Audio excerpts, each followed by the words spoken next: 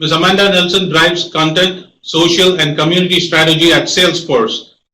She leads customer and partner community marketing for AppExchange, the Salesforce store, which has over 5,000 plus solutions and 6 million app installs. She is a conference speaker, published author, and a social media professor. Amanda has worked in content marketing, social media, and community marketing for B2B tech startups and Salesforce for nearly 8 years. Welcome, Ms. Amanda Nelson. And I've been in content marketing itself for about 8 or 9 years now. And when I joined the AppExchange team, I learned that what we were really targeting were our customers, not necessarily leads and prospects. So the opportunity was to take a customer-centric approach to content marketing, which I've been doing for a while now. And I wanted to share how I could do it and how you can do it too. But first, let's go into the background of this. When you think of content marketing, you really think of this lush landscape. It's got trees, beautiful ebooks growing like trees. It's got social posts growing like weeds. You've got infographics that are just beautifully designed. It really is a lush landscape. And what makes it so lush is the fact that content marketers everywhere are really investing time and money into making it really work for you and work for generating that top of funnel lead gen. And that's so important for sure. For example, you've got Red Bull, which has an amazing YouTube channel of all of these skydivers and just people having a lot of fun and doing great things wearing the Red Bull branding. You've got amazing podcasts which can help change your life, like Rise and Grind with Damon John, and that's actually done by ZipRecruiter. And then for us, we have fun animated GIFs and really bringing our Salesforce characters to life. But the majority of content marketing is about this. It's about leads. Leads, leads, leads, and more leads. And so when you're thinking about this, sure, it's important, but is it everything? Let's change over to the customer marketing world. The customer marketing world is often this dry landscape where content goes to die. It's a place where you're focused on leads and generating the new customers. And once they come in, we often forget how important they are. Now, I chose sands because of the folks in Jamaica, but if you're in other parts of the world, maybe you're more used to the snow. In the Northeast here, we just finished snow. We're now into spring, so kind of closer to the sand, desolate desert feel that I was showing earlier. But here's what I mean by really boring, desolate content. This is a case study, and I'll admit I've done these in my career. I mean, it's probably got some great content in it, but who's going to sit down and read this? Or a data sheet, right? Once your customers are in the door, you give them data sheets and technical documentation about the product, which is great, but that's really not inspiring and engaging with them. And then you've got ads and cross-selling and more ads. Is that really the right thing to do to your customers? Especially when you think of the fact of the 80-20 rule that states that 20% of your customers bring in 80% of your revenue. Even more, 4 to 10 times likely to buy from you than prospects, customers are. So customers will more likely buy and more likely generate revenue than prospects. So why are we focusing so much of our content marketing efforts on prospects when customers are the ones that are going to be the ones generating the most revenue, staying with you, and helping you grow your business? There's a divide, there's a crack happening. And it's really important to bridge that gap. But the bridge is long. This is the 7-mile bridge in the Florida Keys.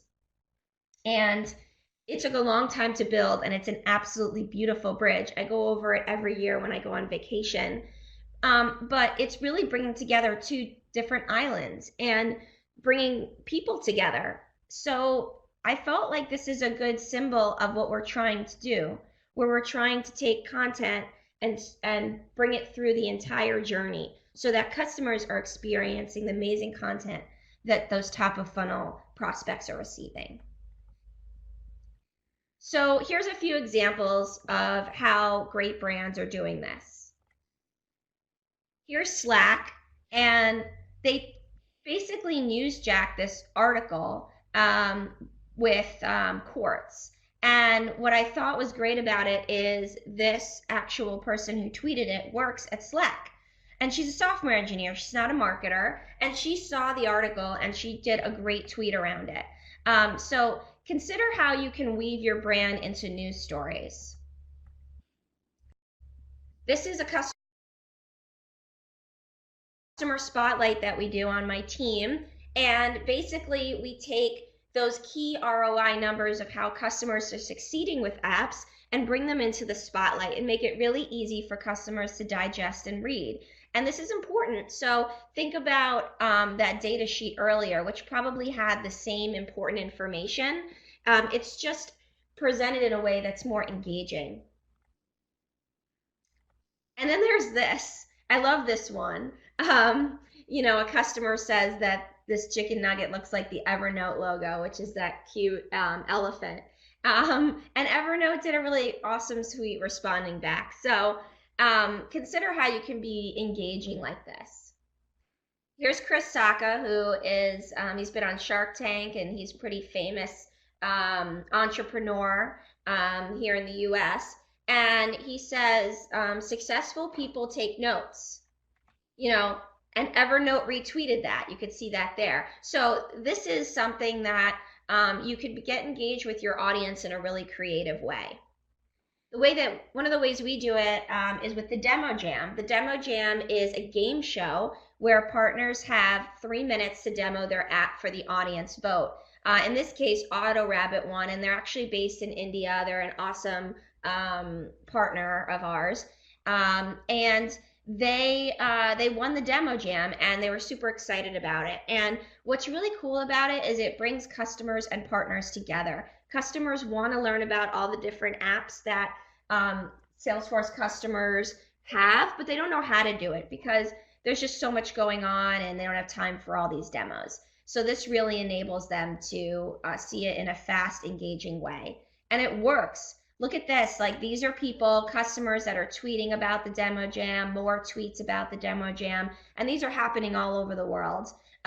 So it's not just about us sharing it out as a brand, it's about the customers engaging around it and feeling so excited that they want to tweet it.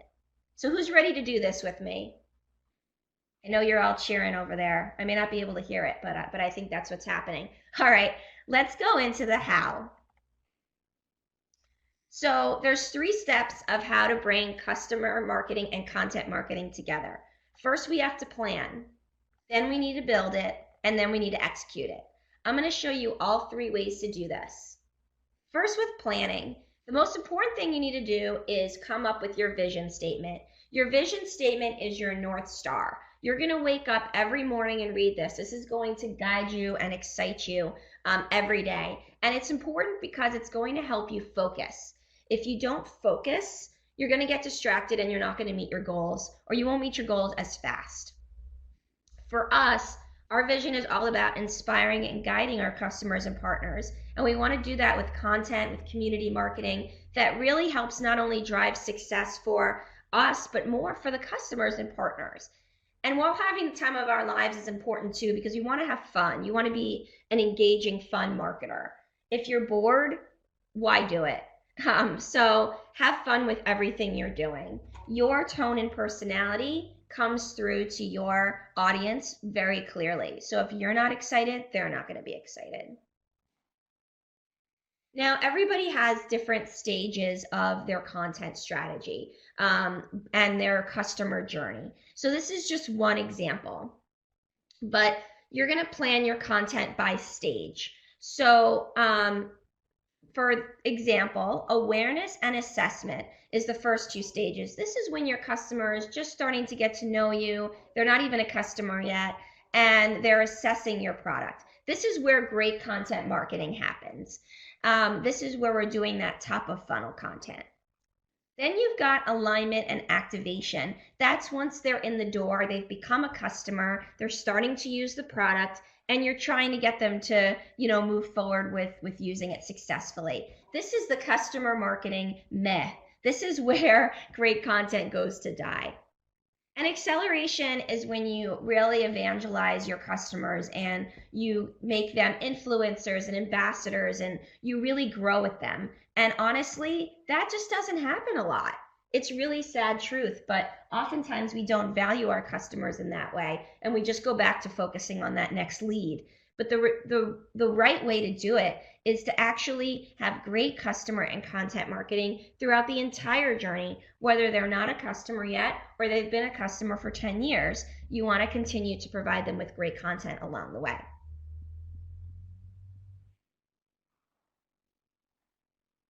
So the way that we do this is with the content engine. The content engine is all about reusing and repurposing your content. There's no need to reinvent the wheel every time you have a new content strategy, every time you have a new content piece. You can really do a lot with very little. I think there was a stat that said that 90% of the world's data was created in the last couple of years. It's a sad truth that we're just creating so much content right now, and it's really just making us scroll and get overwhelmed, and we don't know where we're going or what we're doing. So you don't necessarily need more content. You need content that's better. So with the content engine, you're taking content and you're reusing and repurposing it in different ways. So let's say you already have this great top of funnel content, such as an ebook or a webinar series. And the idea of that is to reach prospects.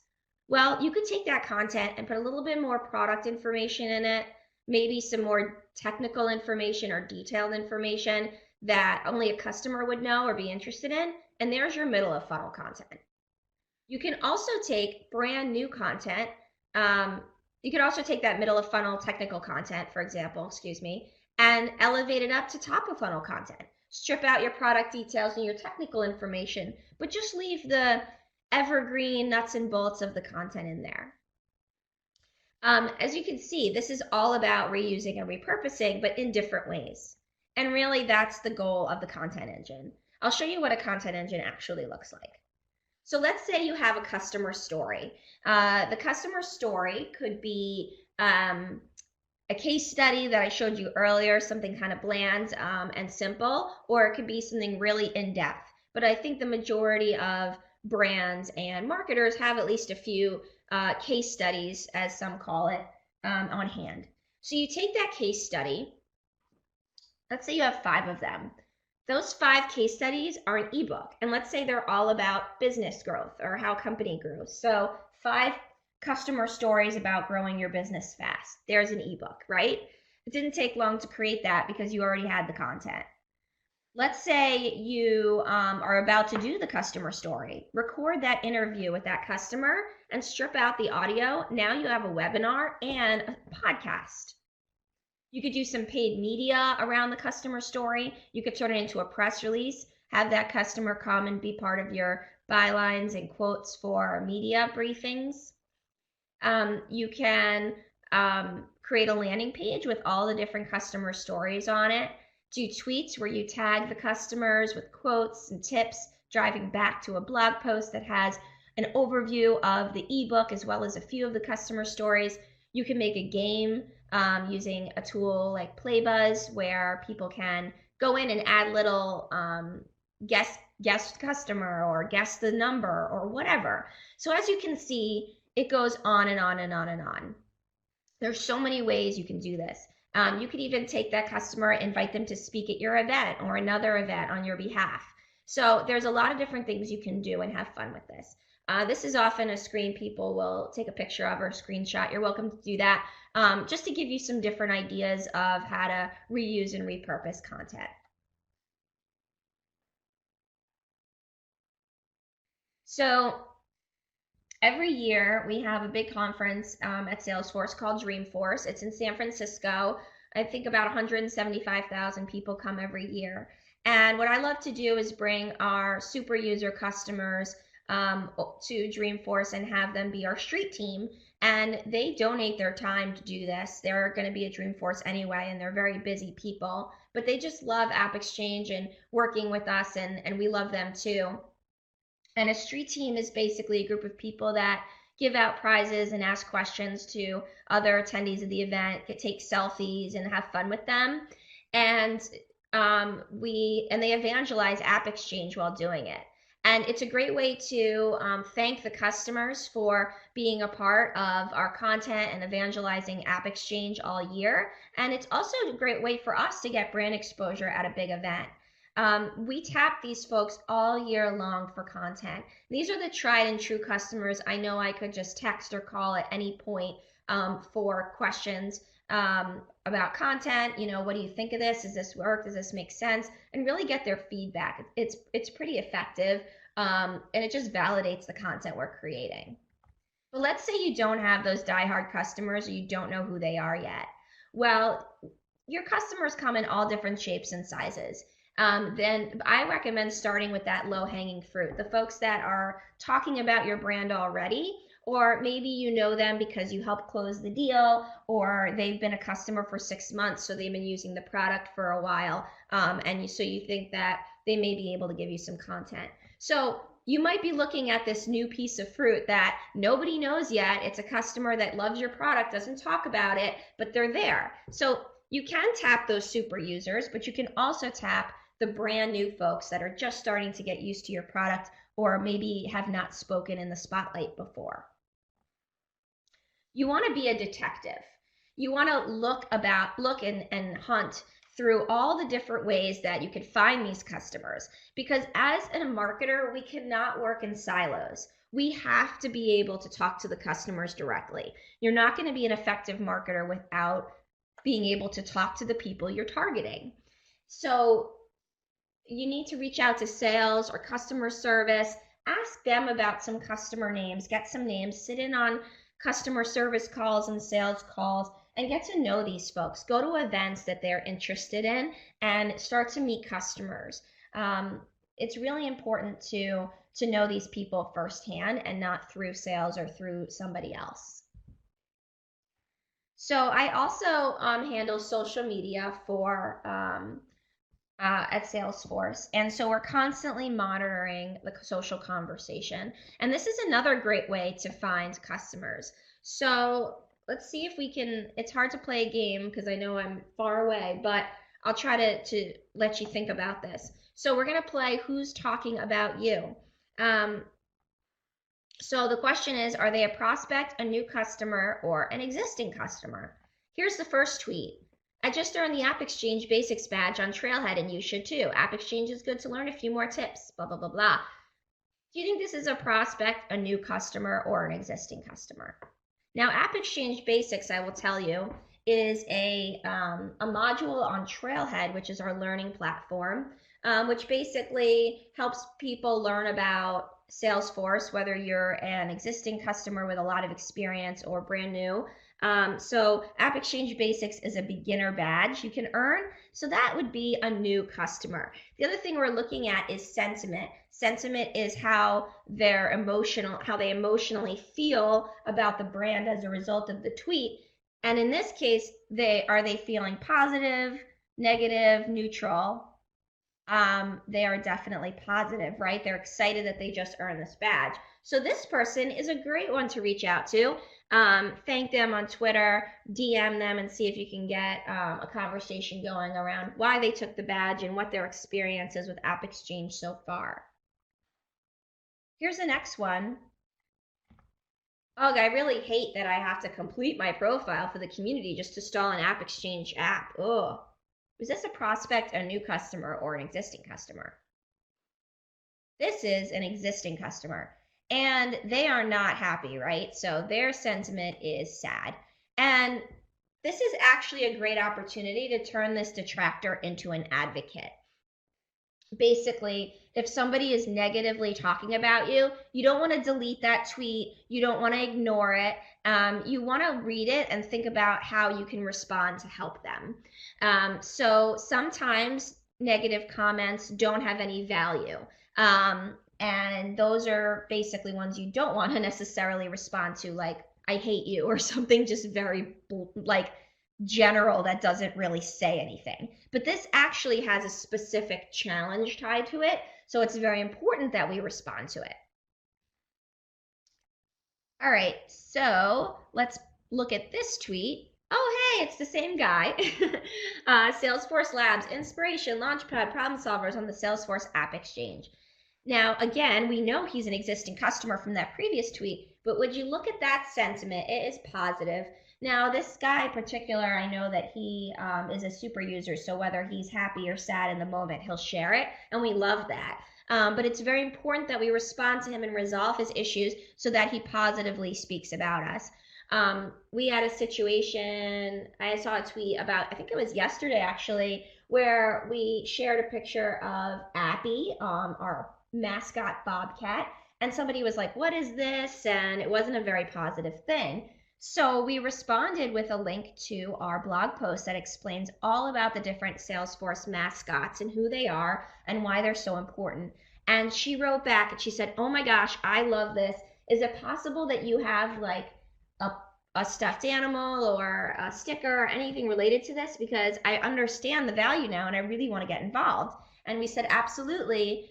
So we're going to send her an Appy plush doll. And she's so excited about it. And she's like, now I get it. Now I understand like what the value is. And so she was excited. So try to turn your detractors into advocates. All right, I think this is the last one. Congrats on 6 million installs. I could not choose my favorite 6, but here is my brand new list of my favorite 101 free apps. Hope you like it. Phil Walton, is he a prospect, a new customer, or an existing customer? Yeah, he's an existing customer. Not only does he know about 6 apps, he knows about over 101. In fact, Phil is a super user customer, and he does write ebooks all about AppExchange apps for fun on his own. Positive sentiment. Phil, you're awesome, and somebody that we can really work with to create content. Now, let's say you have these customers identified. I'm going to talk about how to engage them and the kinds of things you want to do to create the content with them. This is to create brand new content, but content that's going to last a lifetime, really. You're going to be able to do so much with this content. So there's 3 different ways that we engage with customers in general. The first one is an in-depth interview. I'll show you what those questions look like in a moment. But basically, this is a 30-minute interview or so where you record the interview, whether it's in person or on the phone, and you just ask them a series of questions related to the product and their experience. And you want to get a little personal too and learn about them and what their journey has been with and without your product. This is going to give you a lot of content to work with. It takes a lot of time to get this content, but it bears a lot of fruit. You could do ebooks, you could do magazine profiles, blog posts. You can slice and dice the interview for many, many pieces of content. So a lot of work, but bears a lot of fruit. The second one is ask the same question to all. In this one, you could tweet one question or email customers one question, and they're all going to give you their answers to the same question. So that will help a blog post or an ebook such as 100 free sales tips. All right, so if you're doing that, you ask, what is your best sales tips to 100 people, and take all those answers, and there's your ebook or your blog post or your listicle. So there's a lot that you can do with one question. You can also ask 5 questions and then slice and dice that. So you ask 100 people 5 questions, and then think about the amount of answers you have to just 5 simple questions. The last thing is a survey. A survey would be sending out a form such as a Google form or Get Feedback where they can provide details that you can then use for content. And this could just be open for a short period of time or a long time. So use this for, we use this for our customer spotlight that I showed you earlier. And basically what it does is it gives you a customer view of all the ROI statements and quotes that they're looking for. So consider how you can use a survey to create content. Here's a look at the interview questions. So feel free to screenshot this as well and use it for your interviews. You'll see that there's a mix of product as well as general questions. You want to learn more about the person, who they are, how they work at the company, and also how they use your product. But also some of the most effective questions are, what advice do you have for someone getting started in your industry? What are some best practices to navigating, the challenge? We call our customers trailblazers. So we always ask, what advice do you have for other trailblazers? And that is always really valuable content to have.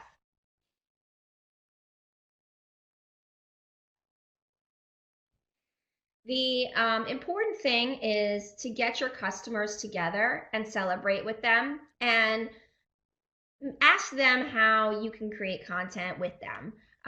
And sometimes it's not necessarily those 3 things I showed you, but it's actually asking them how they want content, whether they want to write it themselves or ghostwrite or just take photos for you. There's all these different ways you can collaborate with your customers. So remember that it's from customers to customers. The most important piece of customer marketing is that you are bringing customers together and you're speaking in a way that they appreciate and in their language. It's not about you, it's about them. You want to create content in multiple formats because everybody digests content in different ways. Some people will like to listen to this live. Some will listen to it later. Some might listen to it with audio. Some will look at a screen. And that's why podcasts versus webinars versus blog posts are so important.